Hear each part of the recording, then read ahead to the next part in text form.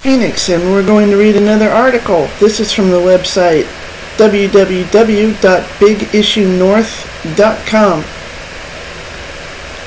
It's titled, Why Don't We Talk About Death, Dying, and Grief? By Anna Lyons and Louise Winter. For as long as we've lived, we've died. It's a simple fact of life. We will all die. We will all lose someone we love. We will all grieve. No one is immune.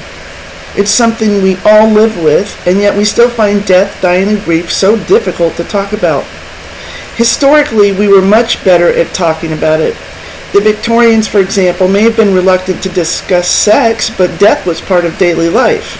Disease was everywhere, so living with death and dying was normal. No one was exempt from an early death, no matter how privileged or wealthy they were. Only 40% of babies born in the 1850s would reach their 60th birthday. Less than 10% made it to their 80th. That meant that the Victorians saw a lot of dead people and attended a lot of funerals. Today, medical advances have meant life expectancy has increased. We now expect medicine to be able to prolong our lives regardless of our diagnoses.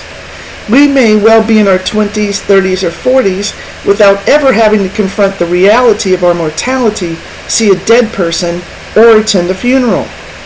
We're no strangers to death, though. Over the last 110 years, we've witnessed death on a major scale with 2 world wars, a major flu epidemic, and now the COVID-19 pandemic.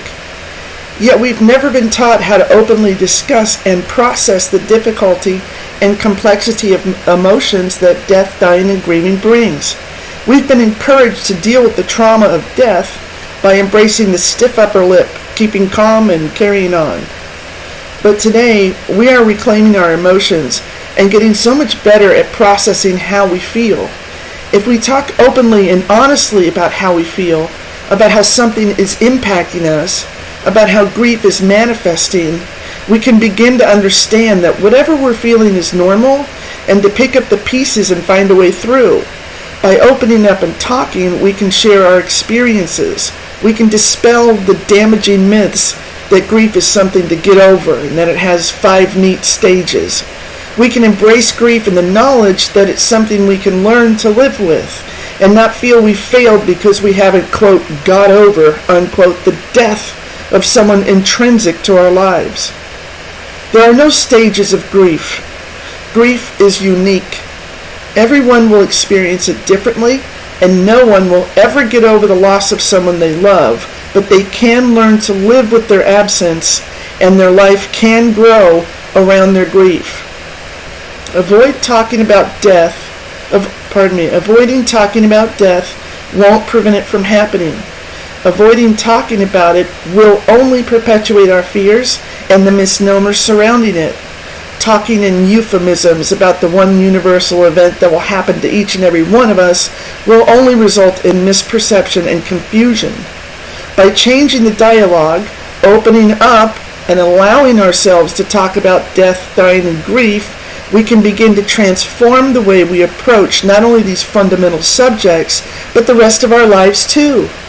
We believe in doing this, we might begin to live fuller and more satisfying lives. By embracing the end as we do the beginning, by acknowledging our mortality, by not thinking that we have forever, and by not taking our one beautiful life for granted, we might just be able to see the world in a different way. Let's not wait until we reach the end of our lives before we have the conversation. Let's talk about it right now. There you go.